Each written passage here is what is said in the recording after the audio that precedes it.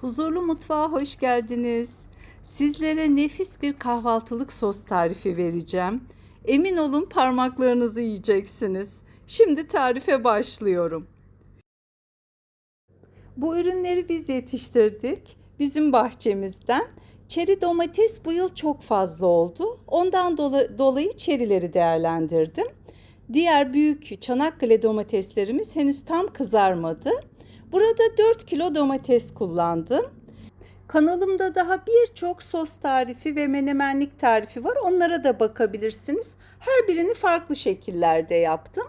Burada rondo kullandım ve mis gibi yıkadığım çeri domatesleri direkt atıyorum rondoya. Videonun sonuna doğru sos yapılışı ile ilgili bir iki püf noktası daha vereceğim size. Yarım kilo 600 gram kadar çok acı biberim var. Kıl biber ve sivri biber karışık. Onun da saplarını alıp elimle bölüyorum, rondoya koyuyorum.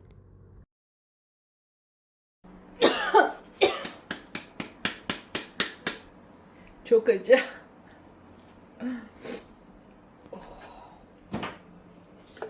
Felaket acı.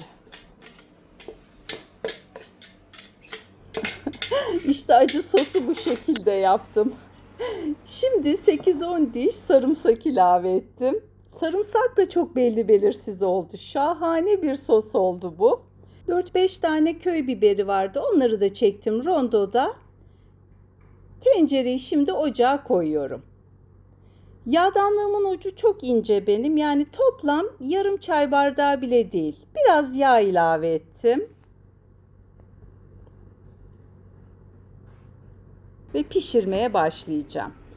1 yemek kaşığı dolusu da tuz koydum. Bu malzeme için 1 yemek kaşığı dolusu tuz tam geldi. Acı domates sosumuz kaynamaya başladı. Arada karıştırarak mümkün oldukça suyunu çektirelim. Ama ben tamamen kurutmadım. Orada tercih size kalmış. Hafif sulu mu istersiniz? Yoksa sona doğru da daha sık karıştırarak daha koyu mu istersiniz? Şimdi videonun devamında izleyin, ona siz karar verirsiniz yaparken. Bakın önce iyice bir sulanıyor, su veriyor sebzeler. Şimdi sosun lezzetine lezzet katmak için 3 tane de kesme şeker koydum. İnanın alacağınız en pahalı acı domates sosundan daha lezzetli oldu. Domateslerin de şimdi tam vakti, lezzetli zamanı. Ara ara bir 10 dakikada bir, 15 dakikada bir şöyle bir karıştırdım. Yavaş yavaş malzemeler dibe doğru çöküyor, suyu üzerinde kalıyor. Artık çekti biraz suyunu, etrafa sıçratmaya başladı. Hafif kapağı yarım olarak koydum. Bakın. Şu an kıvamı benim için çok uygun. Artık ocaktan alacağım ve kavanozlara koyacağım. Ben bu reçel kavanozlarını kullandım. Küçük küçük açmayı seviyoruz biz. Zaten eşim o akşam 1,5 taneyi yedi. Hatta ekmekle yedi, yani yemeğin yanında. Allah izin verirse domatesler çıktıkça bu kahvaltılık sostan kavanoz kavanoz yapacağım. Çünkü bu zaten 5-6 güne biter bu yaptıklarım. Şimdi vakumlamanın püf noktalarını size anlatmak istiyorum. Kavanozlar tertemiz olmalı. Bulaşık makinesinde bir yıkayın. Kapaklar da ilk kez kullanılacak olsun. Yani yeni kapak olsun. Onları da kaynar suda kaynatabilirsiniz. Bazen bulaşık makinesinin gevşettiği söyleniyor ama ben kapakları da koyuyorum bulaşık makinesine. Birlikte güzel bir dezenfekte ediyorum. Konservelerinizi tertemiz yapıp kapağı da iyice sıkıp vakumladınız mı hiç korkmayın. Herkes yapabilir. Çok genç yaşımdan beri yaparım ben bu konserve işlerini. Şimdi güzelce doldurdum. Burada bir püf noktası daha var.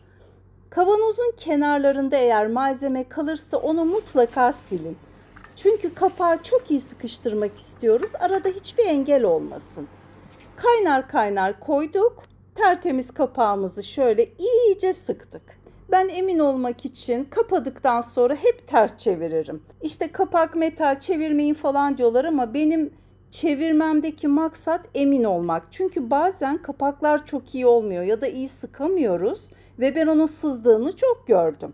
O zaman hemen kapağı değiştirdim. Şöyle bir çevirin, soğuyana kadar dursun. Kavanozlar soğumaya yakın bir bakın, kapakların dümdüz, hatta hafif içeri doğru olması lazım. Bombeli olursa o kapak tutmamıştır. Kıvamı görüyorsunuz. Size bir püf noktası daha vereceğim demiştim. Oldu ki robotunuz yok.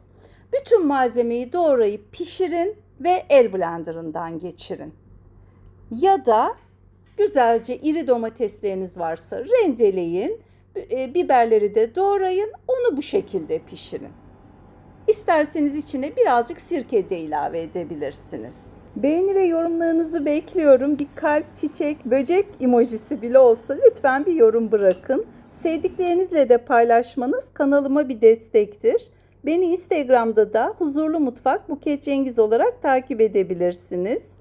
Bu videoyu izleyen herkesi kanalıma bekliyorum. Lütfen abone olun. Abone olduğunuzda da yanında çıkan bildirim zilini tümü diye işaretleyin. O zaman her tarif paylaştığımda bildirimi size gelecektir. En lezzetli, en sağlıklı ve pratik tariflerde görüşmek üzere. Şimdilik hoşça kalın. Yapacak olanlara da afiyet şifa olsun.